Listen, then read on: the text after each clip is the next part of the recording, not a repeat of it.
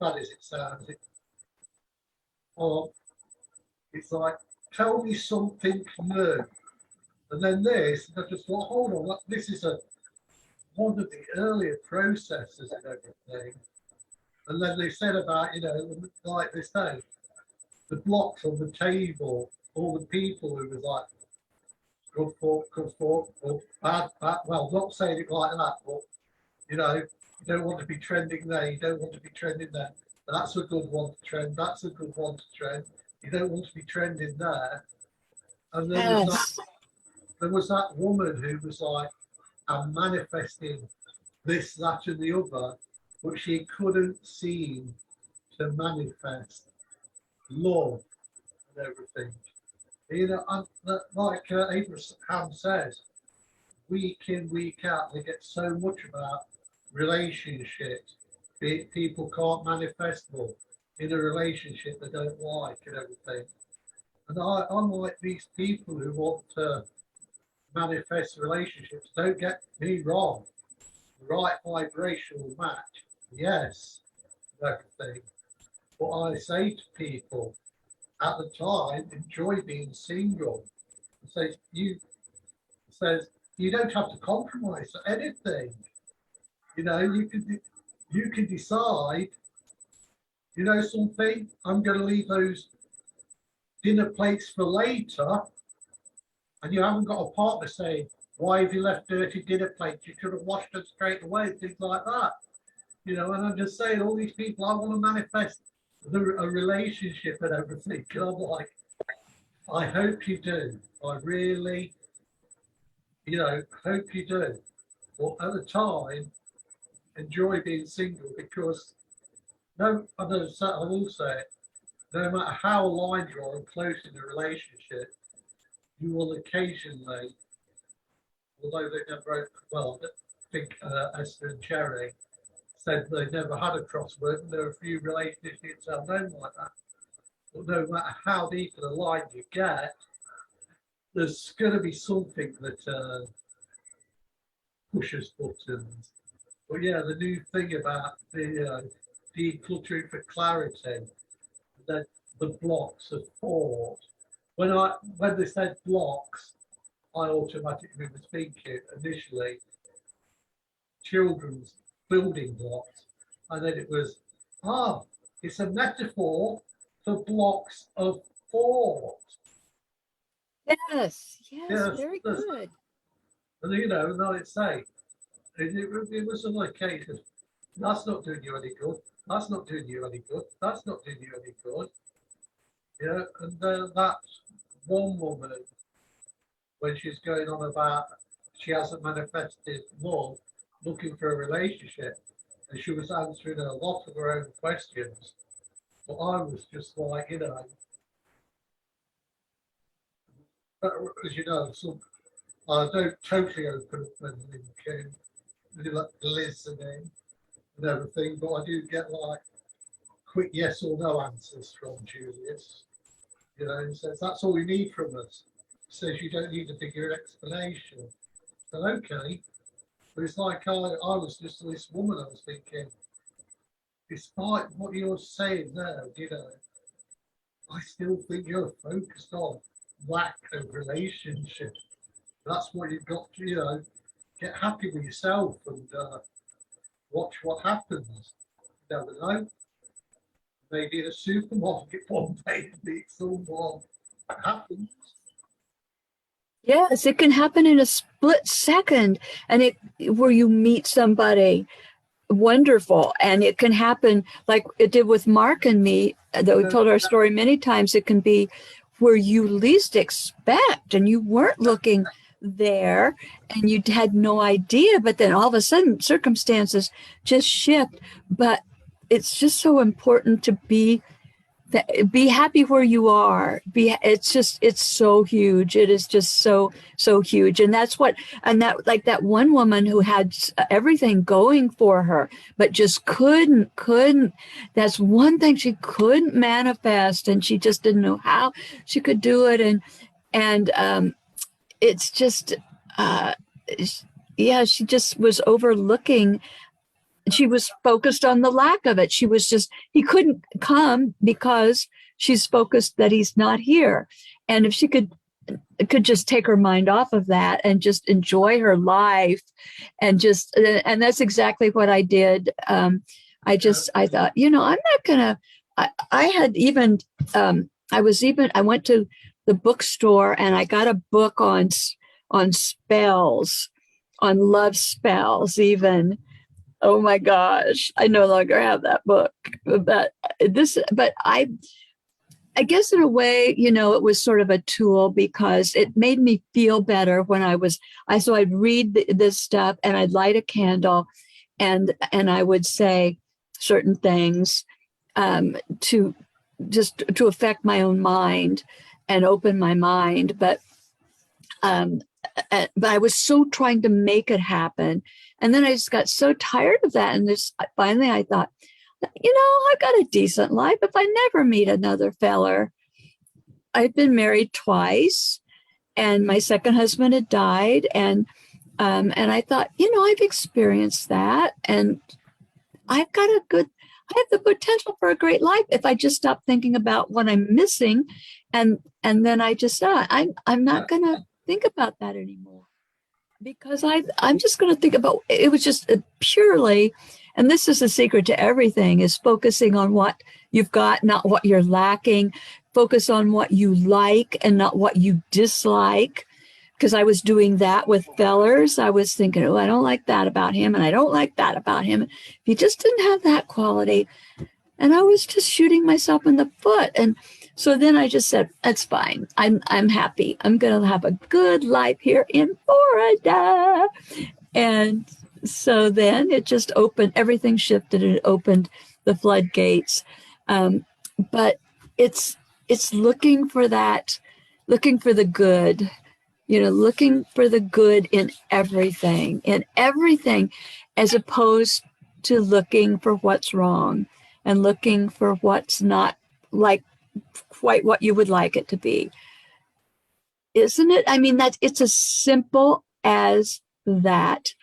Just turning your attention away. And I do like those building blocks because I think, and Abraham said that they may do a video someday with it, going back to that word tangible, where you will, because you can, it's so tangible. It's like our thoughts are intangible, but you can think of them like these tangible children's building blocks. And each time you add another, like, oh, I'm so lonely, because that would seem to be just such a theme of some of those Abraham Nows with people writing in. They were just lonely. Well, I just wish I had somebody, but oh gosh, I feel so lonely. And you're just building this, your momentum. As you stack up the blocks, you're just getting more and more momentum. And it's such a good visual to understand how we are just going up in a direction that we don't want to go in. It's just, and the other one too that you mentioned, the box of the clearing clutter for clarity. Then if you've got some thought that doesn't serve you well, put it in a box and put it in the garage. If you could think of a literal process like that, and it makes it can make it a little bit easier to dispense with this stuff. You don't have to stop thinking it forever and ever, because that maybe you're not ready for that, but just put it in a box for now in the garage. And if you have to get it out again, it'll be there.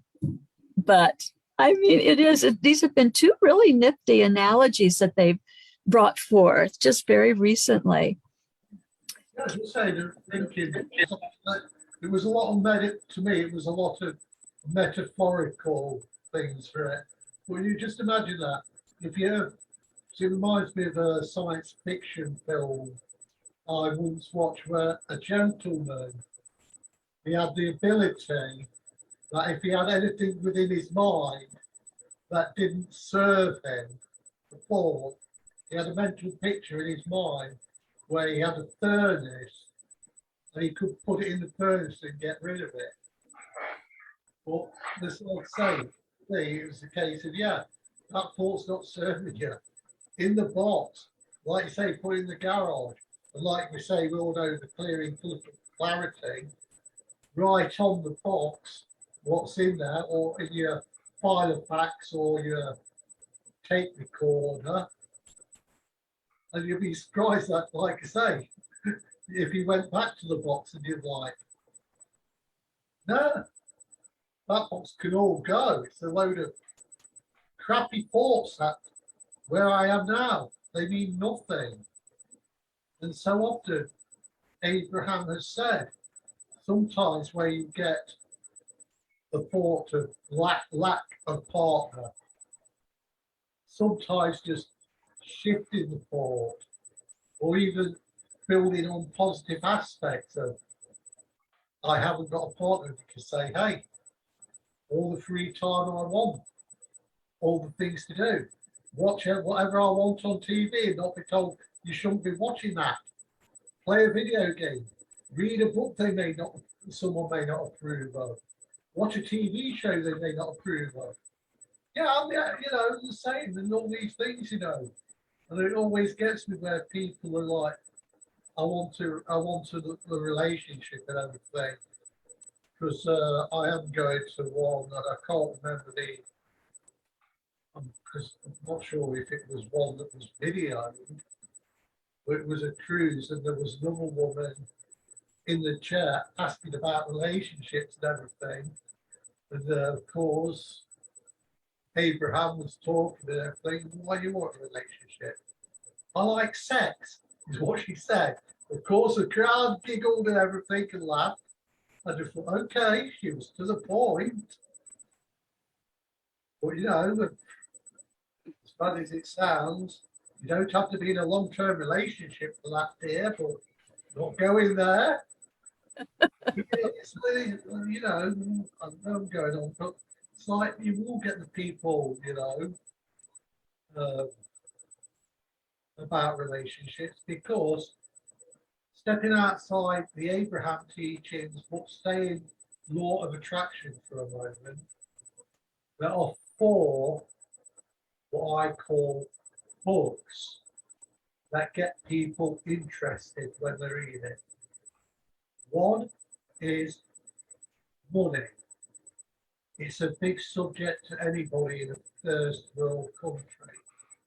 The second, I'll put it in this order, is health. We know people personally who have used law of attraction to get better health, cure things and everything. The third one is love and relationships, and then success. And like I say, out of them, I think the 2 main ones seem to be money and relationships and everything. But I don't need a partner to be happy. That's me. If I do make her happy, that's another thing. But Yeah. And another thing about the relationship thing is that if a person isn't happy without a relationship, if they do stumble onto a relationship, unfortunately, they're not going to be happy in it. Not for long, they're not, because they're trending, that word that Abraham's using so much. They're trending in the direction of unhappiness in general. And so, if they get what they think they want for a while, it might be okay, but then they're going to start picking apart again what's missing, what's lacking.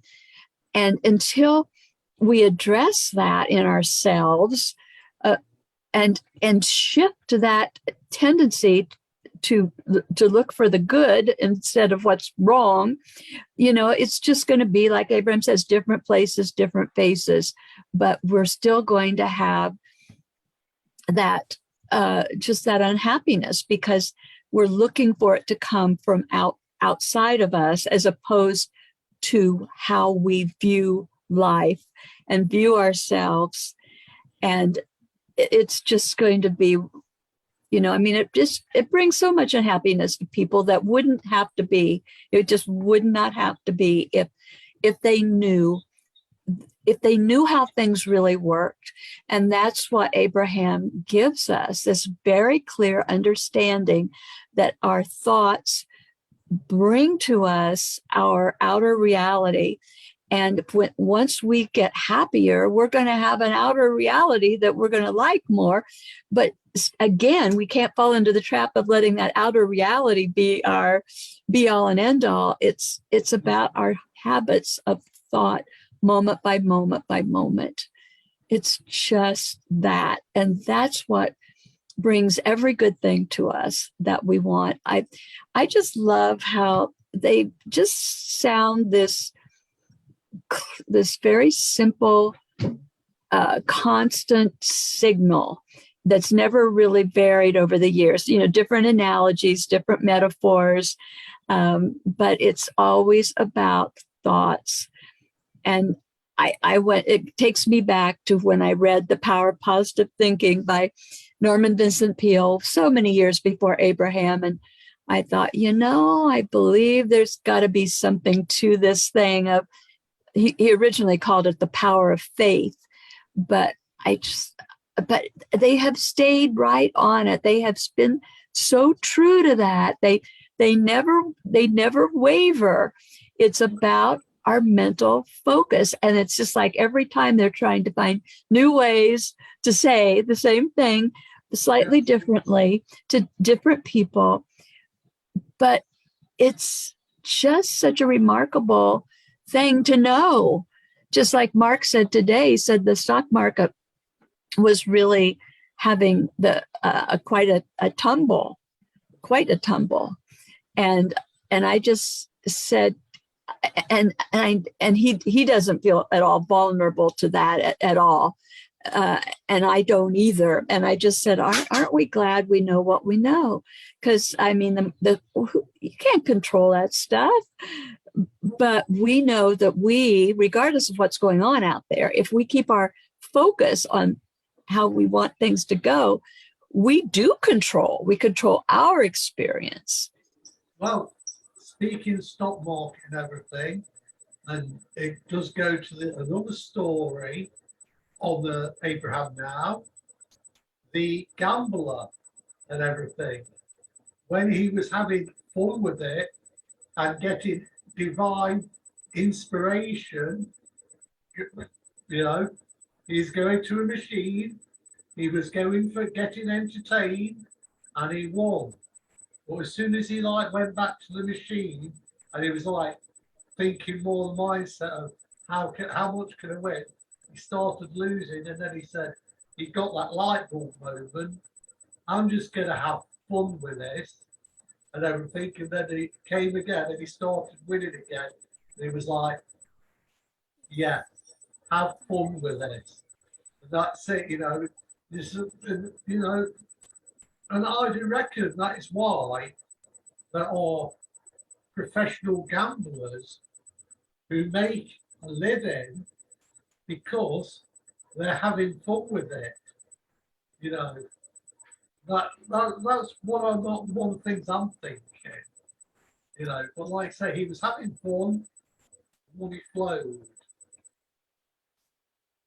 Yes, exactly. That sums up this James fellow who won he won a lot of money on Jeopardy a while back. It's been a couple of years ago, but and he is a professional gambler in Vegas. Yeah.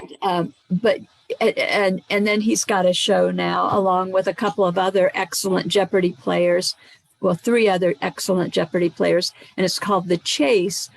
And so you kind of get to a more of a sense of what this James's personality is like. And he's just got this very dry humor, and you can just see that he sort of the whole thing is just a game to him. So he's got a game show, and he was on a game show, and you can just understand that his gambling with which he's been very successful, sports betting and stuff in Vegas it's a game. It's just a game. It's like it doesn't. It just like what we heard from Abraham and that gambler. I was listening to that as I was working on Thanksgiving dinner. I heard that excerpt about that gambler and how when he just went in and played around with it, and it was just no big deal, and he just did so well. And then when he got a little intense about it and really wanted to make it happen, it just started to dissipate. But so you can, it just sums up this James Hurst. I forget how you say his last name. It's a tricky one. It starts with an H, but you can just see, and that's true with anything. If we make it light, we make it a game, it's no big deal, you know. And Abraham says, there's nothing serious going on here. And we think, well, how can they say that? I mean, there's very serious stuff going on here.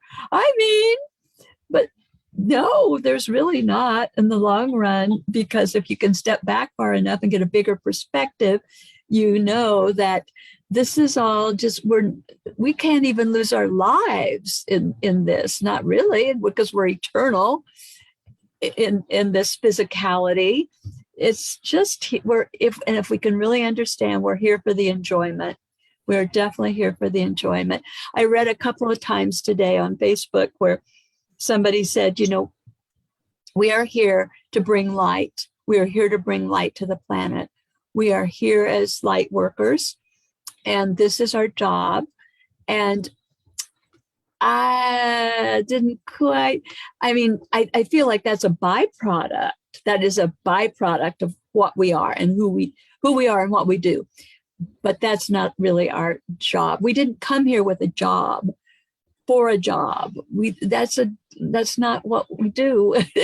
We came here to play in the clay, just like kids. Kids don't go out and feel like, I'm going to go outside and I'm going to do my job playing. You know, they don't. I saw all these kids playing today because there's no school, and they're just so joyful and screaming and having such a good time. That's not a job. They didn't come out there to have fun, and it's somehow a job, and they have a purpose. They have a higher purpose. They don't, and that's the greatest purpose. I mean, just by being alive, we're fulfilling this huge purpose of helping the expansion of all things. So, any thoughts on that, Jonathan? Like Abraham said it in any workshop. You're here for joy. You're here for fun. And the one I would add to it, and this is personal, is you're here for the experience and everything. You made the choice to be here. You know, anybody into Abraham Hicks or all the law of attraction teachers will say the same thing. You chose to be here. You even chose where you're going to come through. And it's, you know, and it's one of the things I always say. People want to label experience as good or bad. To me, I just label it as experience. Like before we went live and everything, I was telling you a story about what happened with my car tonight. And I just was like, it's an experience. It's a learning curve and everything. You know, and that's it. You know, I do expect, you know, we all have in the past, future, have car problems. That I used to worry big time when something like car won't start because of a flat battery. Now I just laugh at it. If it means I'm not going to be able to go somewhere or anything, I'll, you know, make a phone call. Sorry, can't make it there. But like I say, when you understand it's all experience in our humanness, what we label as bad, it will be, instead of cursing about it, it'll be a case of, okay, what is this showing me I do want? And when you get a so-called good experience, you can just think, more of this, please, and everything. Something, what we label as in our humanness bad. To me, it's a learning curve. Yeah, I do drift, and occasionally I'll be like we can do, no matter how deep we put our foot and say they can't be pushed. But it's a case of you get that initial, and then you're thinking, so what are you showing me? What is it I do want? I want this car to start easy. Not going to happen. Okay, I want to be able to get someone to get out to repair it. Not going to happen. Okay, then. I want it to be safe while I leave it here. That can happen. And I'll sort it at a later date. This isn't a problem. The solution is already there. And everything. And yes, in our humanness, we want things now, now, now, and everything. Esther said, to Jerry, well, Jerry once said to her, sort back, not so dearly departed, don't you just want to let it happen, enjoy it? And Esther in the beginning was, no, I want it now. Buy that car, it'll make me happy for a day, and everything. But now, openly admitted, more and more enjoying the journey and just allowing things to happen. Yes, more money in the bank that she can look at the car and buy it herself now, but it'll be a case of, nah,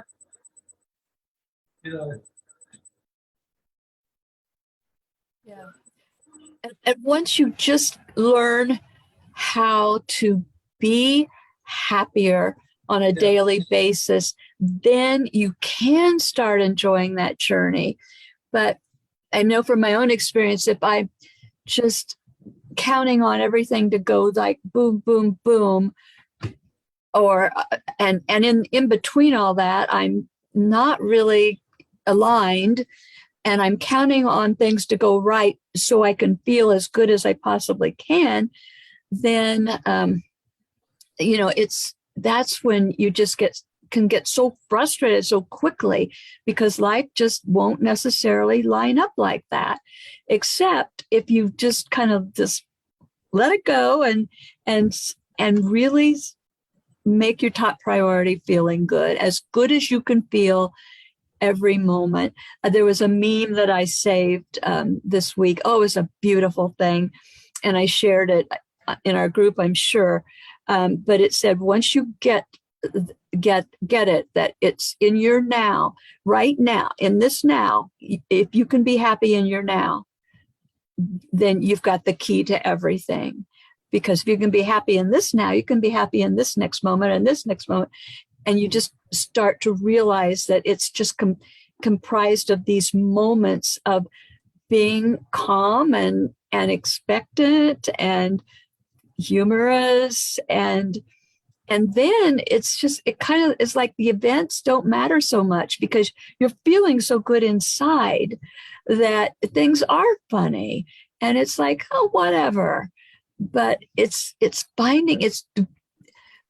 developing that art of being happy in the moment regardless. And that's what I feel like this year in particular, I feel like I've made such progress with that, where I can hold that, I can stay in that feeling much longer than I used to be able to, and just sort of feel above things. Because I do think that's what Abraham, if we really do the Abraham work, it's like we are just kind of above it all. I don't mean haughty. I mean, we're just enjoying ourselves, and we're also interacting with life in all kinds of ways, but we're holding our vibration constant enough that it's all just pretty enjoyable. But I'm sorry to interrupt you for a second, Karen. That's fine. I'll be right back. I won't be long. I'll be right back. No problem. Oh, it's fun to talk about Abe. It's fun to talk about how good life can be, and how no matter where you are, you start wherever you are. It doesn't matter. You could be at the bottom of the emotional scale or somewhere in between, but you start there every day. You just start where you are, and you build blocks. You stack up blocks of good feeling thoughts. You can think of it like that. And as you do that, your life is going to be impacted. Your relationships, your finances, your health, your overall success, and most of all, most important, your emotions are going to shift, and you are going to start to feel happier and happier. And this is the essence of mental health. I was just thinking of something. I don't know if Mark is listening to this, but what were you thinking about? What were you thinking about? Hey, what were you thinking about? Well, when I had you're back. Yay! I was thinking, Jonathan, it occurred to me, you alluded to that time a few weeks ago when I had my college reunion online. And so I wasn't able to be with you, and Dory and Mark, you guys had a meeting, and Dory was in the gym, and you guys worked out along with her, and that was also fun. And I don't know if we talked a lot about our work there in the college reunion thing, but it occurred to me, because I majored in psychology, and it occurred to me that I could say, if somebody says, well, what do you do, or what did you do, or whatever, I could say with total 100% accuracy, I believe, I've worked in the field of mental health, because I believe that what we do with this Abraham stuff is the very essence, the very, very essence of mental health. And that's what I set out on early on, and had all kinds of detours. But I ironically ended up with, I feel like, the only real, the real perspective that has the power to help anybody with anything. And just yesterday, I was reminded of Abraham's teachings about when we give people labels about mental health, for instance, like bipolar. And so somebody was talking about a relative who's bipolar, and oh my gosh, it's just, they just have their times, and it's just this and that. And if only, when you're bipolar this, and when you're bipolar that. And I thought, boy, that's very typical that, you get a label, and then, and you expect people to act a certain way, and they do. But then I thought, what does Abe say about bipolar, for instance? And I thought, I remembered them saying not very long ago that it just means at times you are on top of the world, and you could say they're really, really aligned, but they can't hold that. They can't hold it at all. And then they just go to the other end of the spectrum. And that's all it is. It's not like some mysterious malady. It's just kind of being way up on I mean, I'm sure people who know people who have this would say it's more complex than this, but basically it's just being a swinging from the rafters and feeling really, really good. And then for whatever reason, then having some very, very, very low times. But that, I just going back to it just occurred to me that this work is mental health. This work, it gives you mental health. It helps you to understand what mental health is. It helps you to see in other people when they're if you want to call it mental health, but basically it's just alignment or out of alignment. Yes.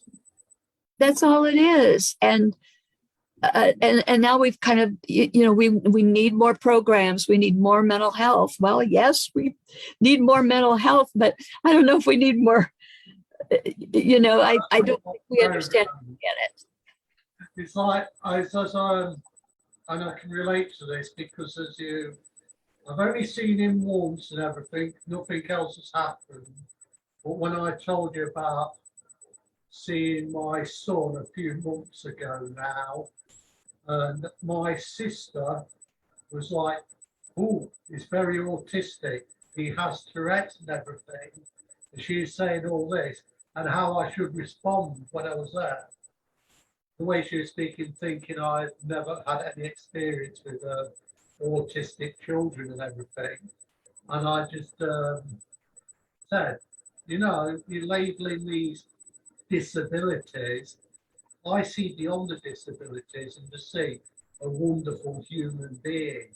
And I came out of that and said, she was like, what? And as I told you, the interaction was great. And I was just myself, my happy-go-lucky crazy self. And he was comfortable with me. He wasn't like, want to get away from this man, I want to get away from this man, like some autistic children can. But it's like, I will say it again in these terms, our humanness give these labels, four off the top of my head: autism, ADHD, bipolar, three's going to be enough. But we give all these labels and everything, to which I just think the simplest label would be different. And different is good. You're here for the diversity after all as well. We didn't come for a feathered nest. We came for the diversity and everything. And I have acquired the Abraham video, The Autistic Revolution, which I keep meaning to, I haven't watched it yet. But it does, keep going back to, how many hot seaters with, asking about autism. And Abraham was always the same answer about they came with an intent of being in such a way nobody could boss them around and tell them what to do and everything. And like you say, and I've seen autism at different levels. Like my son, he can be like very repetitive. If somebody says something to him, he like repeats it back to him. And I was just thinking, always just, this is just his way of like acknowledging he knows what was said and everything. That's what I saw and everything. And then I've seen other autistic children who are non-verbal or anything. But like Abraham says, and you can't really say it to somebody who isn't unable with an autistic child, Do you realise they chose to be that? And they chose you as a parent because they knew you would be good with it and everything. But, non-able will be like, oh, don't give me this flim-flam spiritual BS and everything. But I'm saying, hey, you want to call it spiritual flim-flam BS, that's up to you. You're entitled to your opinion and everything. Well, that's the thing.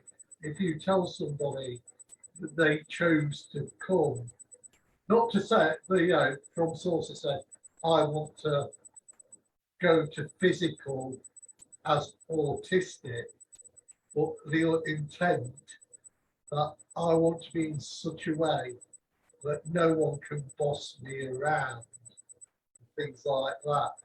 And it could go another way, Somebody could make that intent and end up being a blooming very powerful person who can't be bossed around. But, There's these type of things, you know, that Abraham has said. You know, but saying the only reason there are so many of these labels for people who are different, or don't like saying it like this, but talking in human terms, not normal. You know, the only reason there are so, you know, all these labels is because we decide to do the labeling. You know, and all this labeling is like saying that person is not right. Not at all. Like I say, no, me, unconditional love, I see whoever you are. I just see you as a wonderful human, sometimes slightly misguided or out of alignment, but you know, I still see you as a wonderful person. And, you know, that's the thing. So many people want, you know, labels and everything. Well, you think of those labels, they come from looking at the problem. They come from analyzing the problem, from accruing so much data about the problem, writing journals to be published, medical journals about the problem. And it's all well intentioned, it's trying to help, but it's so misguided when we're trying to figure out the problem. We're problem oriented. We're not solution oriented, which so a solution is like you said, Jonathan, and how you saw your son, and you see people. I mean, is the solution is just knowing that they have their perfection, and knowing that they are this is purposeful. Nothing went wrong. Nothing went wrong with them. And as we, you know, would assume that kind of mentality, and then they, you know, that's where everything, the problems, I believe, just start to fall away with people. But we're so intent on analyzing, categorizing, and keeping up with the latest studies on whatever it is, and it's very misguided, because it's just a case of seeing them as whole, seeing them as we know they really are, and enjoying life, and again, nothing's gone wrong.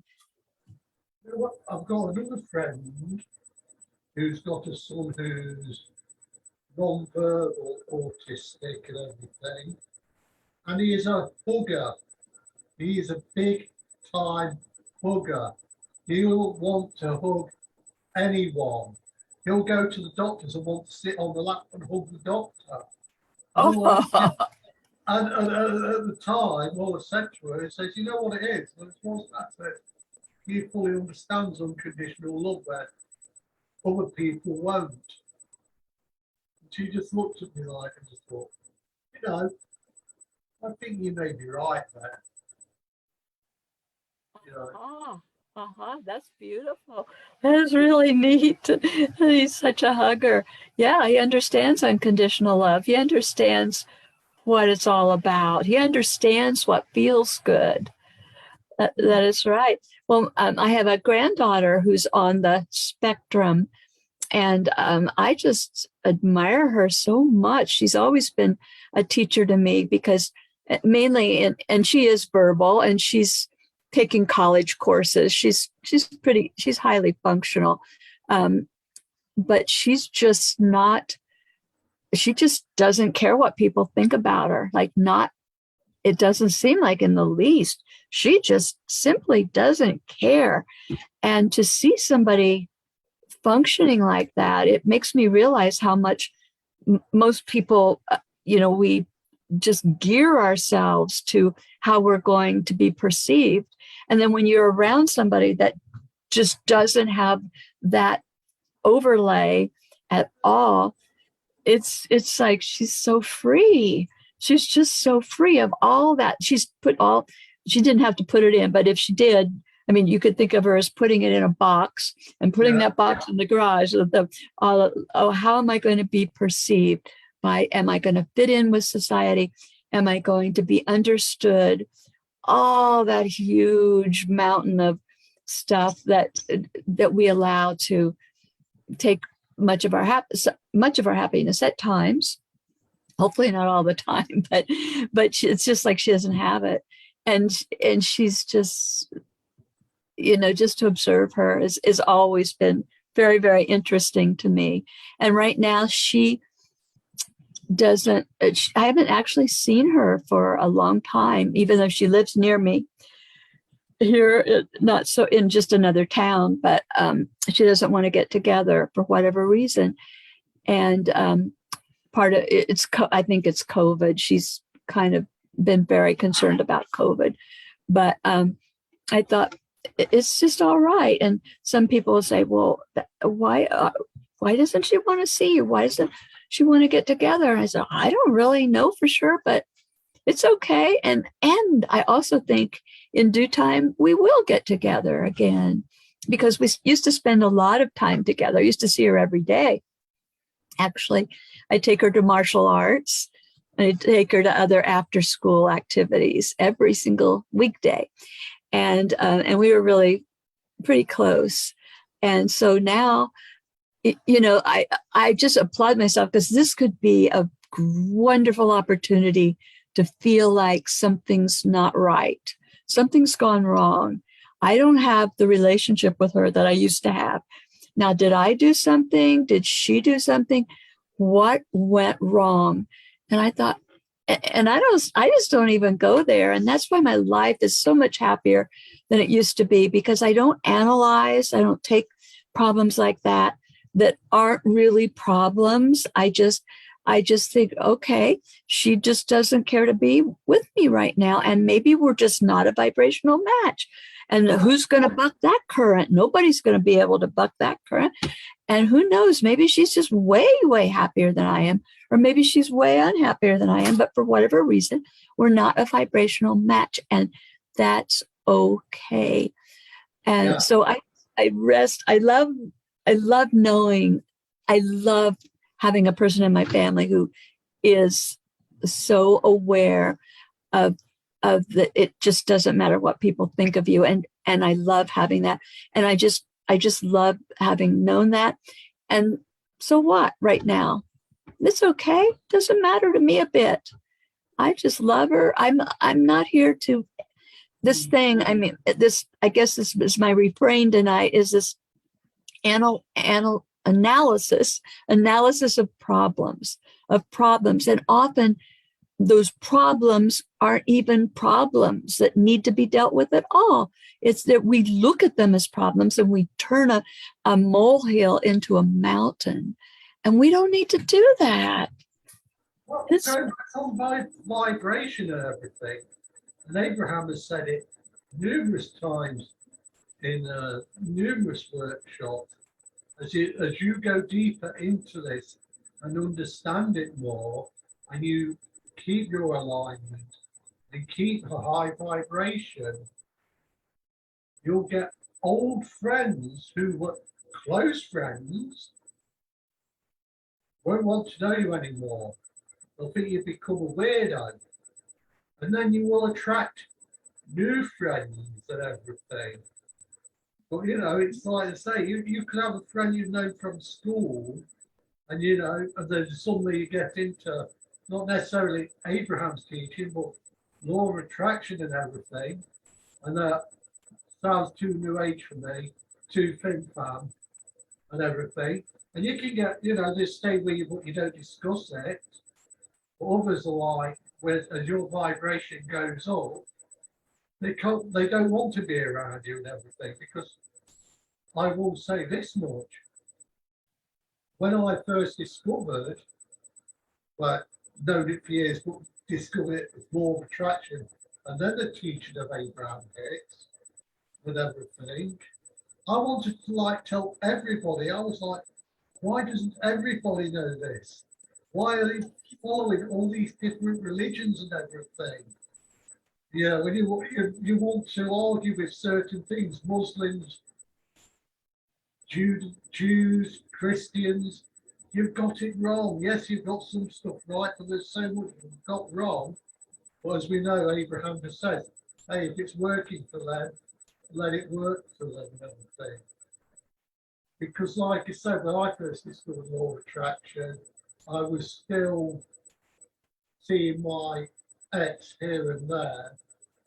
And I was like, telling her all this, and she was just like, believe me, weirdo, weirdo. And like she said, perhaps we could have a normal conversation one day without the weirdness coming through. And I'm like, okay. Well, like I say, no, I won't chat to her. I don't blank her. I don't blank anyone as such. Sometimes people think because I don't say something else in a text fest of messages, I'm blanking them. I'm not blanking them. It's just comes to a point of I'm thinking, you know something, I'm going to let you have the last word here. I'm not going to let buttons get pushed. I'm going to leave it at that and carry on. For example, when, and this will sound judgmental, but it's just for analysis. When you know somebody can switch from being positive, negative, and they say, oh, I'm always a positive person, and you want to suddenly say, no, you're not. But then you get to the thing of saying, the best thing to say here is nothing at all. I'm not going to be judgmental. Then you just end the conversation there. Well, you end it with, well, catch you some other time. Bye for now. Because you may see, see someone and just think, well, you can be negative. Well, that's nothing to do with you. That person can see themselves as they want to see themselves. It's nothing to do with you. It's not to point out to them that, well, this is wrong with you, that's wrong with you. I'm always positive. Well, what about that time the electric went and you was like saying, oh, I don't know how I'm going to get a repairman out and everything like that. You just think, no, I'm not going to go there and lose my vibration. I'm out of there in 17 seconds. No momentum. Yes. You know what I'm from with that, Karen, Oh, certainly. Certainly. Do you go go ahead? All right, this will be very quick because we are going back to a workshop. We are going back at least 5 years. I think it might have been previous to 2015, because it might be one of the older videos, but where Esther jokingly said, I've got something bad to tell you, but I've got to get it done in 17 seconds and then let it go. Or words to that effect. Yeah. Like, Yeah, so cute. Right. And because Esther could joke about it. And all, knowing that if you don't go over 17 seconds, then it's better. It's always better. Not right now, I think it's a little over 16 seconds, maybe they say it is. Whereas if you go that long, you're going to get another thought that is attracted to that previous thought that you just uttered. That is going to be, and you're building momentum in a negative direction. But if you can cut it off before the 17 seconds, then hopefully then it doesn't get bigger. But yeah, it's over the years, it's varied between 14 and a half and 17 seconds. But recently, they've kept with the 17 seconds and everything. Because I think it is Abraham wisdom. If they say, oh, it's more like 14 seconds now, people will be like, oh, I've only got hold of it for 14 seconds. And then it gets momentum. What's wrong with holding it for the extra 3 seconds to then let another thought come, another thought come, another thought come, to gain the momentum. I will admit, I used to use this technique for just feeling good on certain things. And I've learned it, used it for a while. But yes, holding a pure thought and for 17 seconds, be just higher thought vibration, and that another thought, it does bring some stuff fast and everything, providing there's no resistance. And as we all know, it's the art of allowing, not the art of forcing. I think that is one major hiccup with Abraham Hicks' teachings and all law of attraction teachings. People initially find this stuff and they're forcing it. You know, oh, I can use this to make money. So I'm just going to think these thoughts and everything. But they don't realise, although they're thinking money, at the back of the mind, they've got that resistance, and they really are thinking lack of money, everything. Right. Yeah, exactly. They're thinking the subject of money just triggers that knee-jerk reaction, even though maybe they're saying money to themselves, but it's not the words that you're saying to yourself or you're saying out loud. It's how you just are trending on that subject. And that's why I do like that trending that they use a lot. I think I like it. It took me a little while to get used to it, but trending. It's hard to fully understand it and everything. But then because I know my way around the internet, I just thought, oh yeah, when you see a subject is trending, you know, and you just think, oh, I now understand it. Where are your thoughts trending? Is your thought trending money, happy with money, more money on the way, or I want money, lack of money, how is money, you know, it's where you thought, yeah. It took me a while, smart as I am, and that's not being big-headed, you know, to actually fully get the concept of what they meant about where are your thoughts trending. Yeah. I got, you know, with the light bulb moment, it's that now I get it, especially where they use the metaphorical blocks of the last week's blog. I was like,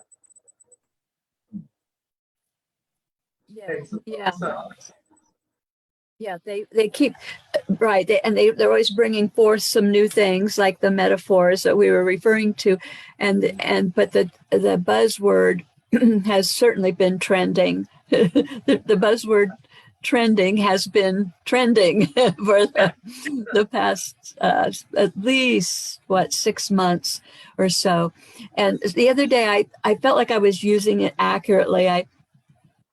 In the way that Abraham intends for us. I was thinking I was going to call a certain person, and I asked myself, now, how am I trending on the subject of this person before I call them?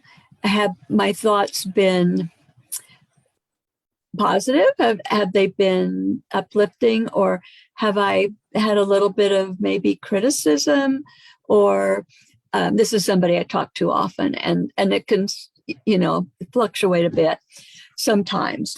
But I just asked myself that because I thought I want to be sure I'm trending in a positive, good feeling way before I even call them.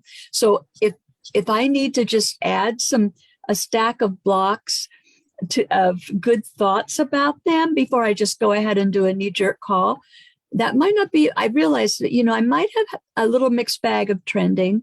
And so I wanted to just make it trending for sure in an uplifting way. And I deliberately added just some things I appreciate about that person, and things that have been nice, and I felt like, and that was going to really have an impact on our conversation, and I'm sure it did. And we always have good conversations for the most part. But it was especially good. And I felt like I just asked myself, and then like before I go to the grocery store, how am I trending on that subject? Am I worried that there won't be enough items on the shelves for Thanksgiving, which there was some concern there among some people. I didn't really worry about it, but so I just asked myself these questions. How have I been trending? How have I been thinking about that? Am I frustrated over prices? Am I frustrated over anything about that store? And if so, I want to I'll just take a little bit of time and build up some thoughts, some good feeling thoughts. It's just, I think it's just as simple as that on any subject. Like just it could be my two cats lying there. And sometimes I get a little frustrated with them. They make a mess. They make some messes. They're hairy. It gets all around the house, but we had basically, we adore them. But you can just ask yourself that on any subject. How am I trending? Have I been generally thinking about them in a loving way, or have I been just thinking about them in a kind of a frustrated way when they make messes by their litter pan? And it's just, you can just ask yourself that, and then you can just, it may be, you may be trending wonderfully, and then you can feel good about it. But if not, then you can just add a little stack of blocks that feel really good, and you're going to influence that subject. So we have a myriad of subjects in our lives, of course. I mean, our group, Abraham Fun, I won't say I always trend totally positive. If somebody reports a post that they didn't like, sometimes then I need to either remove it or leave it, one or the other, or Dory or Mark could do that as well, or other administrators. But if I'm feeling a little frustrated, well, here goes somebody else reporting this, and this doesn't need to be reported, and blah, blah, blah, and we don't do that here, and blah, blah, then I'm trending in a frustrated way. Go ahead, Jonathan.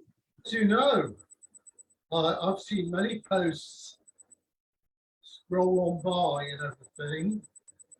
But I will openly admit, if this is anybody watching on a Facebook Live and everything, I reported one post to be removed because although I am, scroll on by, it was gaining a lot of negative momentum. And I thought the quickest thing to do was nip it in the bud and everything, because I was at this thing, and people in the journey who I did engage with was not understanding where I was coming from. Not their fault, but I'm always on the thing of if someone posts something, and it doesn't necessarily have to be in this group, it could come up on your page or anything. Actually, thank yourself for seeing the post to know where your vibration is.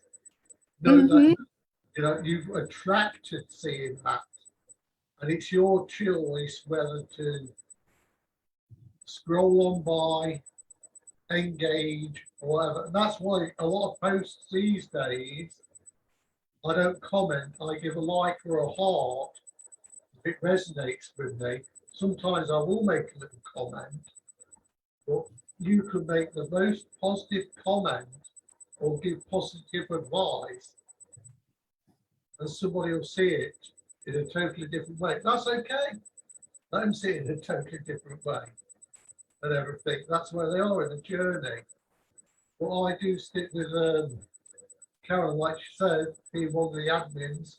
Somebody will report a post and everything, and you've got to take, without being judgmental, is a person just reporting a post because they are looking for something to offend them, and Right.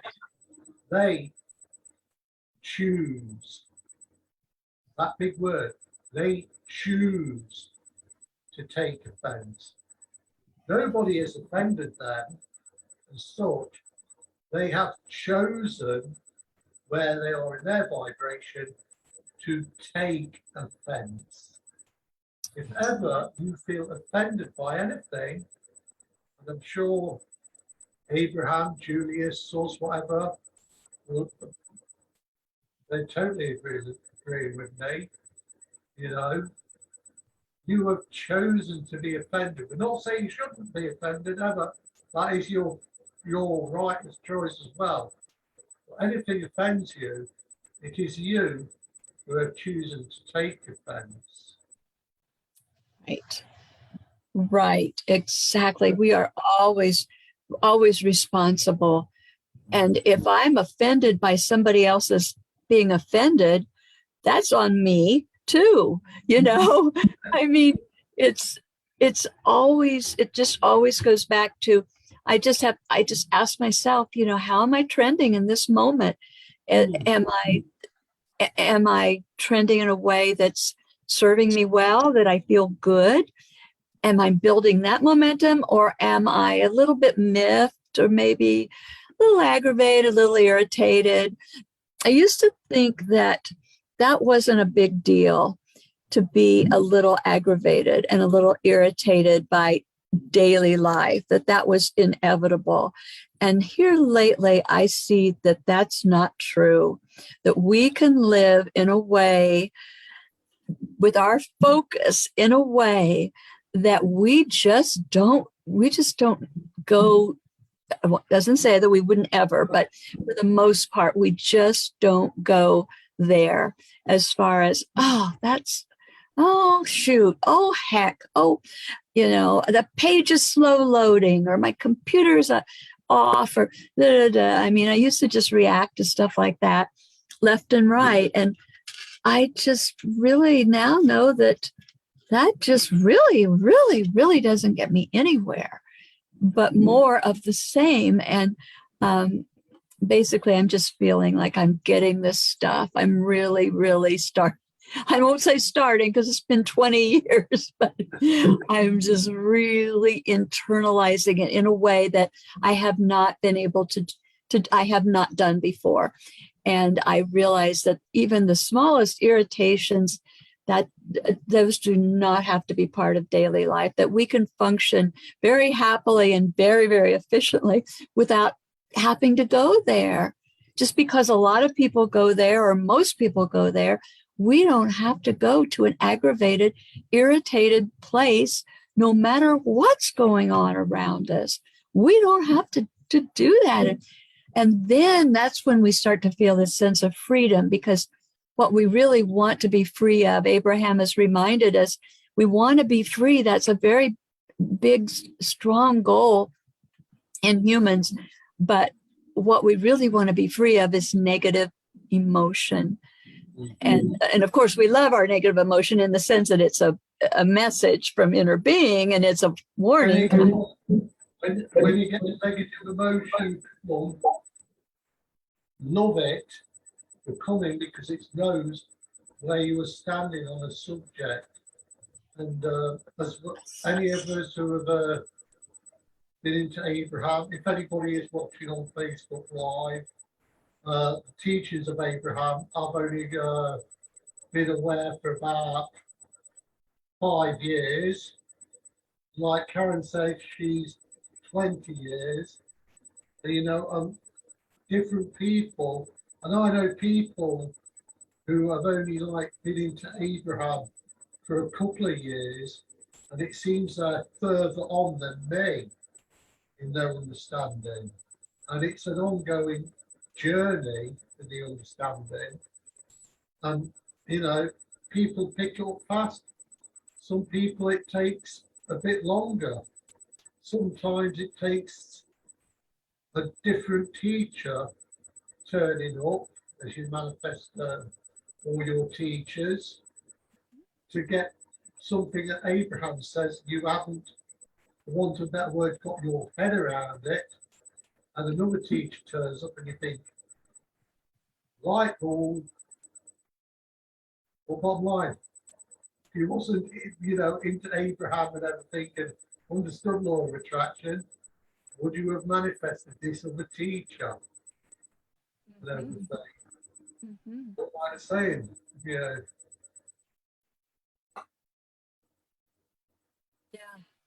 Yeah, that's really true. Different teachers, just sometimes a different book, but when you're really ready, it's the old adage that when the student is ready, the teacher will appear.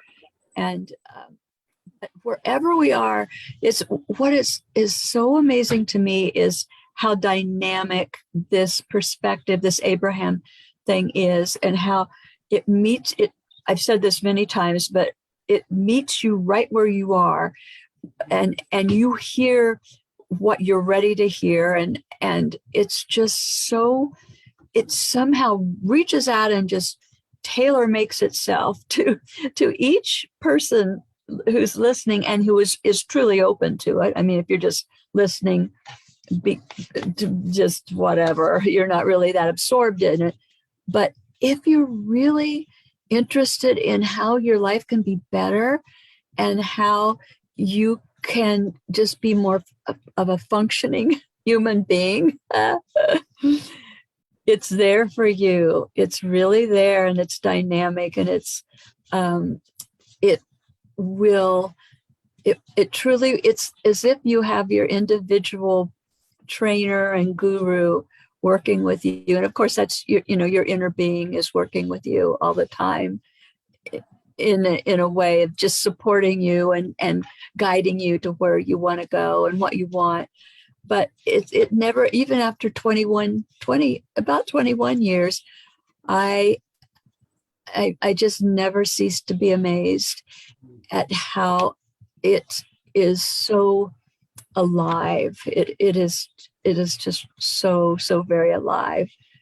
And the words they have said that sometimes they will refer to something as life-giving statements or life-giving words, but all of their words are that they give life, they give vitality, they give clarity, they give insight. Whatever you're needing and wanting the most, they will meet you there. And all you really got to do is just be open and do this thing where you deliberately will choose feel better thoughts over feel worse thoughts. You got to do that a lot, but it's so worth it. It's just so good. And then the other thing that I feel in where I am right now, the other thing that goes hand in hand with that continual, I'll say continuous, because I think that's more of a regular as opposed to constant. You that process of choosing this better feeling thoughts. The other thing is quieting your mind and allowing, and just doing that allowing process, because I have been getting so excited about meditation, or however you want to call it. I've been experimenting with it and experiencing new things with it. And I just find that when I do both of those things, when I'm working consciously to choose better feeling thoughts off and on throughout the day, you don't have to overdo it. And then also spending time, at least twice a day I do, in quieting my mind. And just for me, what I've really, really gotten traction with is just saying, just to be like, I'm going to receive, I'm going to close my eyes and I'm just going to receive. I'm going to receive insights. I'm going to receive guidance. I'm going to receive, I don't even know what I'm going to receive, but I'm going to interact with my inner being by just being still, by just being quiet. And it's when you really get consistent with that, and I know you are consistent with meditation and your metronome and all of that, Jonathan. It really does something. I've got a full story, but well, I'll get out. This morning, because I've as bad as it sounds, I've got 3 alarms set for when I get up. One for 7:30 a.m. Well, that is so, you know, I'm going to just chill for another hour. I then usually get an alarm go off at 8:30, and from that alarm, metronome set, do meditation, which flows into the ABC self-love game and a rampage of general appreciation or ABC appreciation. This morning, I was feeling a bit tired at the 8:30 alarm, and I thought, I'm not going to do the meditation, I'm going to go back to sleep for a bit. But as I laid down, I was in a good feeling place when I woke. And, you know, I usually do meditation to settle my mind and everything. But instead of meditation, I went into a general rampage of appreciation. And from that, it was like, yeah, my alignment and everything. And the thing is with meditation, as Abraham says, we would rather you be in a state of appreciation than meditation. Now, meditation, just to settle the mind and everything and align. Or if you wake up and you're like in a state of appreciation, yes, it'd be okay to bypass that meditation, my opinion. Yeah. And I know other people would like, because they like so appreciative how they are in general. Now they just meditate because they get a feel-good feeling from meditation. Now, don't get me wrong. However, you know, you meditate. As Karen just said, I've got my metronome I just use to focus my breaths. Abraham himself has said how Esther focuses on an air conditioner. There's got an app on the phone that gives like an air conditioner sound and everything. Right. There are others who can just breathe quiet and might need no background. But to me personally, if you're new to meditation, find guided ones. Well, it doesn't have to be, but the recommended for guided are the vortex meditations by Abraham Hicks and everything. But everybody will tell you in the group who knows me, I'm going to say my favourite quote from Abraham: whatever works for you. You know, you may try one meditation and it, you know, but you may find something else, it works for you. And as Abraham says, it's just quietening the mind, and quieting your mind, finding your alignment with your inner being. I'll leave it at that because, as Karen can tell you, I'm no expert on meditation, but I know a lot and I could go on for a long time. I love it. I love it. It is something that I love it when we and others explore it. You know, just explore it. You can explore different techniques of quieting your mind, but always, but not to be rigid about it. And like what you did, Jonathan. I mean, it. Sometimes you can skip it, and if you want to do a rampage of appreciation, so much the better. You know, you can't top that. Interrupting, providing it's from a good place of alignment. And Abraham has said this: don't force a rampage of appreciation because you will be giving it lip service. Unless you're feeling the vibration of appreciation, and you will be aware when you're further on You know, I'm not saying how long you have to be in take to be further along different people, but with appreciation, and I think a lot of people make the mistake of saying, I appreciate this, I appreciate that, I appreciate the other, and they're just saying it because it's so easy to do. It's a case of when you are actually saying it, feeling that vibration of genuine appreciation, and you will get to recognize it. Yes, yes, it's all about the feeling place. With all of this work, it's about the feeling place, and hopefully, as far as meditation, what's happened for me is that I've gotten so I look forward to it. I have a sense of anticipation about it to start with, as opposed to how I used to it was just going through some motions because I felt like I should do it. Well, that's okay too, because that if you keep, you can still open up to your inner being that way, um, but it's, but you gotta, but we're always aiming for that good feeling, for a good feeling, for a better feeling, because that's what our life really is composed of. Is these emotions are just so important to give us feedback, but also to, this is where our enjoyment of life comes from. These darn emotions, these crazy things that who even knew what they were about until Abraham explained it.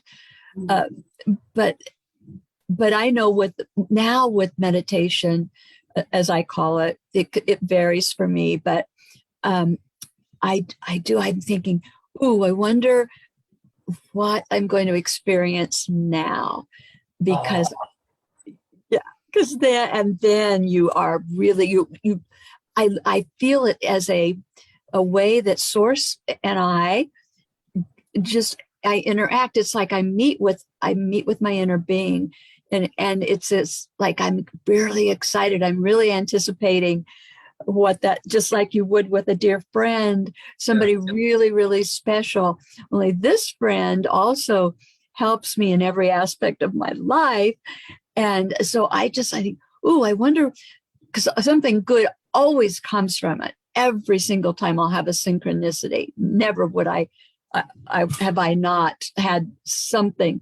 But more and more as I do it, and as I do it consistently for 15 minutes a time, I just have this, I have a deeper sense of who I really am, of the love that surrounds me, of dear ones who are not off, they're dearly not departed. They are dearly here still, even though they've passed. And I just have all these things, these realizations, some of them very subtle, that happen during that time. So it's going back to the dynamic quality. I was, that we talk about. Abraham's perspective is so dynamic. It meets you where you are. Well, you can have meditation be that too. So it's not just sort of a cut and dried, okay, I put my time in, but it's like, ooh, you can, and I'll feel, and you can feel, a lot of people feel things. You can feel like something tickling your head or your neck or something, and you just know, ooh, this is my source at work here with me. Only they're not working. They never work. They just play. But that has really turned the corner for me with meditation, making it, taking it from a routine into a joyful play. And that's what I think makes a big difference. That's it. It gets to a point that you meditate for pleasure and everything. Like say, or you get to the point of like before COVID and during COVID, where Abraham has said about in meditation, you get there and you say,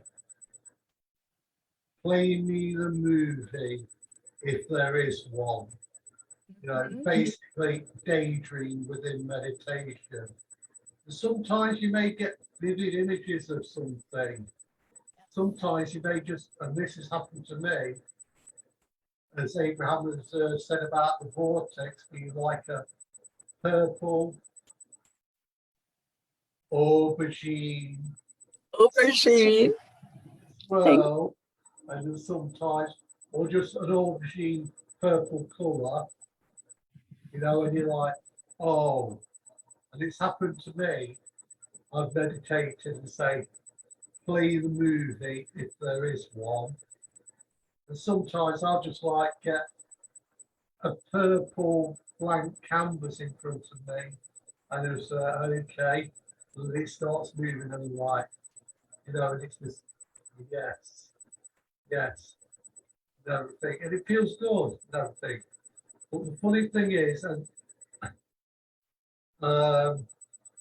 where Abraham said about daydreams and used the term play the movie if there is one. I do remember somebody writing into Abe that they Googled for the movie if there is one. They didn't realise what Abraham was meaning at the time. They took it literal that there was a movie if there is one. No, it's what they meant by it. It's just a case of let your mind go, and if images form, that's it and everything. And if nothing comes, that's okay. Because I've had visions of certain things that are within my vortex. I've had visions of like purple swirls of the vortex. Like Carol says, what experience am I getting from this now? Initially, meditation is to quiet the mind. Further on, it can be so much more. Well said. Very well said, Jonathan. I like that. Yes, it can be so much more than just that basic. And I get the purple, like you said. Like I remember the first time it's been probably 30 years ago. I was at a meditation seminar in Oregon, and I was trying to learn it. And then the first time I got a little glimmer of purple, violet, whatever in my field I darkened, with my eyes closed, and I told my friend, "Oh, I saw purple," and that it doesn't necessarily mean anything, but yet it can mean a lot if you feel like that represents how you're just a sign that you're connecting. And that's what it means to me today. It means that I'm connecting. It's just a little signal that I'm just a little bit closer in connection with the power that creates worlds. And that's a very big, wonderful thing when you're connecting with the power that creates worlds, because there's only good that's going to come from a closer connection there. And even if it's only 15 minutes or whatever. And I like that too. Show me the movie if there is one, and quiet your mind. And then if there's some images that come, you can ascribe that to source. Just in your interaction, it's unique to each person for sure, and that's part of the beauty of it, because you don't know in any given session how source is going to play with you, but source will play. Source loves to play. Source reminds us that we're playful beings, and I love having this playground with source that I used to think was just sort of a spiritual push-up, but now I realize is just a playground of fun, and I love the unknown. I love the unknown quality of it, because I never know what they're going to do, but I always know it'll be pleasing, and I always know it's in my best interest, and it'll make me feel happy. It'll help me to feel happy, whatever they do. So I love that whole idea. But also there's one other thing. If anybody is listening and has a challenge meditating, there's something that occurred to me recently that if you have trouble, and many people say they do, quieting their mind, if you can just start by not even trying, because ironically, trying to quiet your mind is sort of going a little bit against what you're doing, which is trying to release everything. There's just that irony there. But if you can just say, hey, I'm going to take 10 minutes, or it could be even 15, and just do nothing, do absolutely nothing. If I can't quite meditate, if I can't see that purple or do anything, sometimes, and my mind's just going faster than I want it to go, I just lie down on this purple, I got a purple yoga mat here by my laptop, and I just lie there and I just say, for 15 minutes, 10 minutes, I'm going to do nothing. I'm just going to I'm not going to do anything. And I let my mind do what it wants, but I am not going to go ahead doing this or shuffling this paper or trying to figure this out or feeding the cats, or just doing nothing. And what I've discovered is that when I think about us people of the 21st century, is that we tend to have our minds going about something so much of the time, and we don't ever do like what they used to do. And Jim, our friend Jim Mosser brought this up one time about porch sitting, how people used to sit on porches, and I know my grandparents did, and my mom did too, and do nothing, and they would just like stare into space. And to me, that seems really boring in many ways. But I also realized there was a benefit. There's a benefit from doing absolutely nothing. And I don't mean playing, okay, I want to watch a ball game, or I don't mean always working, but just always directing your mind at something, to do something, to entertain yourself in some way. So I had discovered that sometimes it's just extremely valuable to just simply do nothing. And if you feel like you can't quite meditate, but you feel like you're charged up too much, and you've got some nervous energy, and you're trying to do more things than you feel like you can get done, just take some time to do absolutely nothing and see what that might do for you. Because I find if I get going too fast, I say, okay, girl, down on the mat, you down on that mat right now. I talk to myself like I'm a dog, but I just lie down and simply do nothing. And then I come back all refreshed, like ready to, and I feel aligned, so it's about alignment, ways to get into alignment. And so sometimes, or sit on the porch and stare into space. I don't see people doing nothing anymore because we think it's lazy, or we think we're missing out, fear of missing out, FOMO. But it serves us well to just take a darn breather from everything. Take a little mini vacation, and don't even direct your mind. Just let your mind go and do whatever it wants to do. But you're just going to do nothing for at least 10 minutes. 15 is better.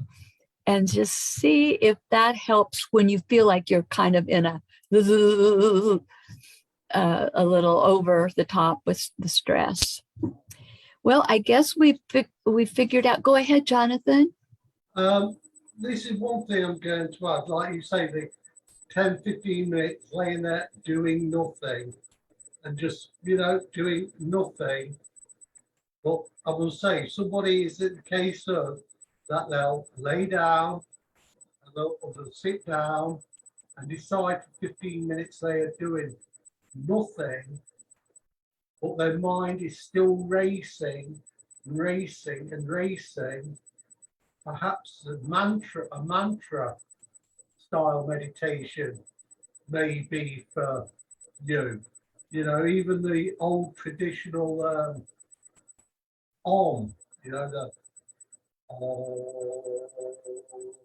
Yes. Yes. mantra, because as your mind, and I have used mantra meditation in the past, not for a while. Usually I just, like Kerry says, I'll lay, sit, do nothing, but I've got a backtrack of an on meditation playing. I go to sleep with on meditation playing in the background. You know, some people read at night to get to sleep. I listen to on meditation to chill and relax. Like I say, if you are the type that has got a mind that does race and everything, because there has been many hot seater, many people writing into Abraham now about saying there are problems with meditation, and Abraham has said, really, really? And sometimes it's not you have problems meditating as such. Your problem may be you haven't found a meditation style that is suitable for you. But I'll tell you something now. If you're there and you're just concentrating and going, oh, you're just focusing on that, oh, eventually your mind, and you will be surprised. Initially, you'll be going, oh, but you will get there. You know, you will feel that alignment and everything. Very good point. Just a bit of advice. That is very good advice, and yeah, to try and another. I read something in a book that my dentist recommended to me, and the book is called Breath. And this fellow wrote quite the book about. I'm trying to think of his name. It's escaping me at the moment. The book is downstairs, but I love the book. And he discovered all kinds of things like the value of breathing through our noses and not our mouths. And basically, he was just trying to find why people have breathing issues and things like that, because he himself did. But one thing that he discovered was that there is this substance that our body makes. Well, he didn't discover it because that was already known. It's called nitric oxide. And it has it has value for us. And he discovered that if we hum, and really, as Jonathan was doing that that was like humming, actually. But so this fellow didn't exactly tie it into meditation, but he said that if we hum with our mouths closed, we increase the nitric. Is it nitric or nitrous? Whatever. The oxide, we'll call it oxide. It's nitric oxide. And Mark is very aware of this. And I wish he would say something right now, because he he knows more about it than I do, and the value of it to our bodies. But at any rate, this fellow who traveled the world for years studying different techniques for improving your breathing and thus improving your mental and physical health, found that if you will hum with your mouth closed, that you will literally increase this valuable oxide in your body. So that ties right in with because it's like a hum, and I thought that was so brilliant. I just love that book. And I learned some amazing things. He studies your teeth and your jaw and your everything, and how we can improve things like the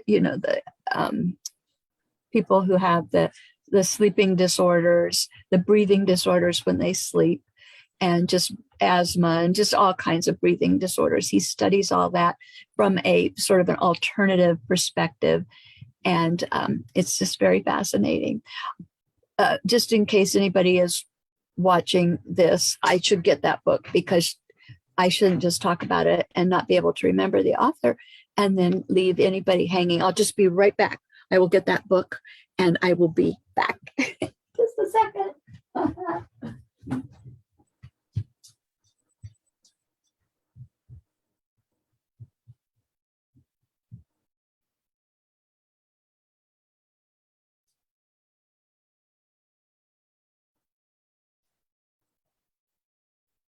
well, in case anybody is watching live on Facebook, as Karen was just saying about breathing and everything, when some comes to meditation and everything, you'll find some teachers will say, breathe in the nose and out through the mouth, or breathe in the nose, out through the nose. Very few would say, just use the mouth for breathing. Just a point. Yeah. What'd you say about that, Jonathan? As you're back, Karen, I was saying, when it comes to meditation, you'll get some teachers, however they teach in meditation, someone will say, you know, in through the nose, out through the mouth. Yeah. Someone will actually say, just, use the nose, in through the nose, out through the nose. Very few say about, using the mouth to breathe in at all. And everything. And, it's, the thing is, I do know some people can't use the nose to breathe because of certain things. But like I say, many a meditation person, they'll focus on using the nose for the in-breath and everything, in. Out. Right. Yeah. And this fellow studies and mentions all the different techniques to help you go into meditation. So many breathing techniques. And in fact, he's got a lot of them listed in the appendix, different approaches to calming yourself, like Indian folks know how to do that alternate nostril breathing, which is they've used so long, and in eastern parts of the world, there are just so many techniques that can help you. But anyway, this is a New York Times bestseller, and he's got all kinds of recommendations. But this book is. Mark, could you just remind me? Jonathan is waving. Could you remind me of what nitrous oxide does in the body? Nitric oxide, it helps provide oxygen in the blood to be able to make it easier. Well, what I use it for is to keep oxygen into the muscles. It moves things around and restores oxygen to the muscles so that I can keep playing tennis forever or do whatever. Also, it is recommended. There's a guy that won the Nobel Prize several years ago by discovering the effect of nitric oxide on heart health. So it's very, very good for heart health. This guy, Nobel Prize, because it's healthy for your heart. And the recommendation by that guy is to take it at night because whatever high percentage of heart attacks and strokes and things, issues with the heart are happen in the morning, 3 o'clock in the morning or whatever. So taking nitric oxide at nighttime is really good too. But it's just good for heart health and oxygen and providing oxygen to the muscles. For me, I can work out longer. Thank you for that, because I knew that you were skilled about you were knowledgeable about that, and that you do take it as a nutritional supplement. When you work out, do cardio and really hard work, you're breathing really hard. And the reason you're breathing really hard because your body's trying to get oxygen throughout its body. The nitric oxide helps make that a lot easier to keep the oxygen flowing to where it needs to go. Makes it more efficient. That is so. It's very, very good for a person. And this book, by the way, says I don't have to. Book, by the way, says I don't have to. I don't know why you're doubling up. I don't know either. I don't know why that's happening. That was me by accident. I clicked on the live link. because that's Oh, okay. second, No. I'll be like, No problem. This says nasal breathing alone can boost nitric oxide sixfold, which is one of the reasons we can absorb about 18% more oxygen than by just breathing through the mouth. Mouth taping has helped many patients overcome ADHD, and a condition directly attributed to breathing difficulties during sleep. And anyway, he goes on about, but just in general, I've tried to be more aware of, like, just when I'm just doing stuff, I'm not sitting here, I'm sitting here with my mouth shut. And then it's good to do that at night. And then a lot of people, according to my dentist, tape their mouths shut at night, which I also do. I know that it's better to breathe through one's nose. So I do tape my mouth shut at night. I told my dentist, oh yeah, I've been doing that for some time. And Mark is fine with it because guess what? He doesn't mind if his woman tapes her mouth shut. He thinks that's kind of a funny thing because I think he'd like me to do it more often, but I'm only doing it during sleep. I'm not going to do it during the day. That's out. No. I put some tape on it for a second. I'm going to make sure that it's understood. You don't take nitric oxide. This thing that I do, it's not nitric oxide that I take. Just so you know, your breathing thing the body creates the nitric oxide. But with this stuff that I use is L-arginine and L-citrulline. It's a thing that's put together support the body's nitric oxide production and circulatory and vascular health. So actually the body does create the nitric oxide. There's things that you can take that assist your body, supports your body's ability, or it helps it create it, or whatever, more nitric oxide. That's Just good. like That's a good. Yeah, that's a good clarification. You don't take it in a substance, but you don't take nitric oxide. Stuff that helps Well, your body make it. I'm glad. Hey, we are cutting edge science around here. Let's face it. Well, I guess we. Go ahead, Jonathan. It's 10 o'clock. We're gonna have to end it up. Go ahead. So you keep saying nitric oxide, and I will say, I was thinking, you can guess what I was thinking, don't you, for a moment? Nitrous oxide, which you know is something totally different. Yeah, I'm confused. Yes, yeah. I'm confused because is that what the dentists give you, that nitrous oxide, and is that like laughing gas or something? Yeah, I was because I was. Thank you for that clarification. Again, I mean, cutting edge science. Thank you, Jonathan. That's nothing to laugh at. Yeah. Tape it up. All right. Time to say goodnight, guys. So glad to have a conversation with you, Jonathan. I really enjoyed that so much. And if anybody listens. And everything, and I think before I hit the sack tonight, I'll hit YouTube to see if I can find a few various guided meditations supposed to help anybody who may watch it, or they just want information. Yeah, good idea. That's a nifty thing to do. Thank you, kind sir. It's so good to chat. And we had our Dory here briefly, but I guess she had bigger barbells to lift, and so anyway, she went on about her business. But we'll get together next week, and I'll let you know what it'll be all about in due time when I figure it out. All right. Good night, everybody. Love you, Jonathan. Take good care.